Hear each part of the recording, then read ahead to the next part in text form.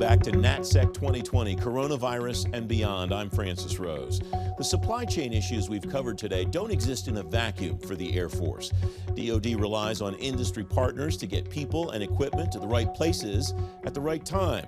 Here are some best practices from a private sector pro.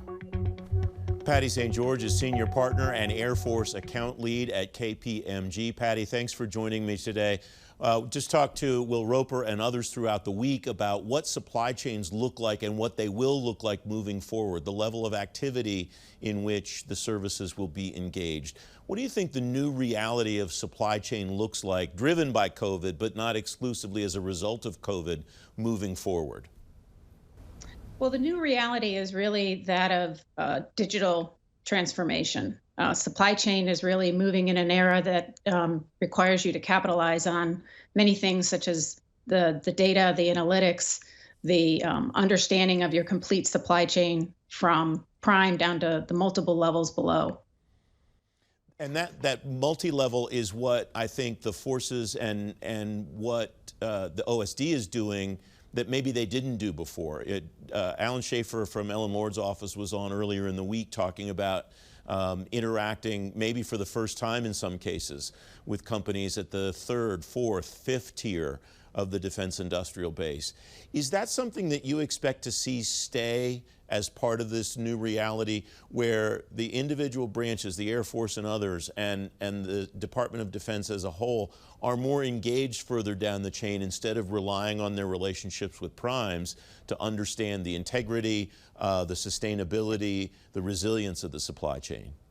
Absolutely. We characterize that as sort of supply chain risk, and that whole mantra of supply chain risk management is a huge discipline that is emerging and continuing to take on a much more prominent role.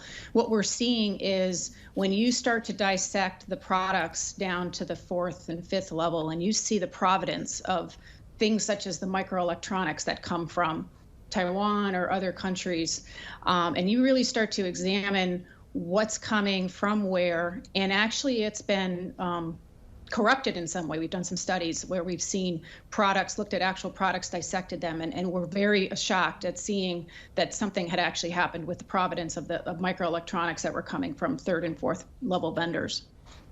What do you think companies should be doing to prepare for dealing with this reality as they want these services to be their customers, as they want to serve these branches, but the branches will have new expectations, new requirements, will have new questions, and just new interactions that maybe they haven't had with these companies before? Yeah, I think the disclosure requirements are going to be immense. I think the amount of work that you have to do around the due diligence around companies is going to be significantly higher. We're seeing a lot more work out on the street that really gets to how do I ensure that who I'm doing business with is actually safe, within the best interest of my country, really has the reliability that I expect to withstand the different changes in my supply chain. And that requires really the workforce to be really a different sort of workforce going forward, because they haven't really had to spend the time doing that.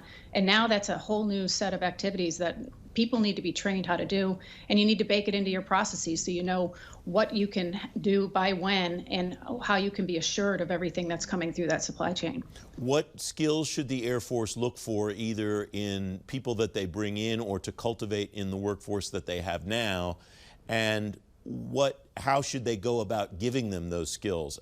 Does the teaching and training environment that we thought worked before still work anymore? Should we think about different ways that people learn things? Is that also part of this new reality?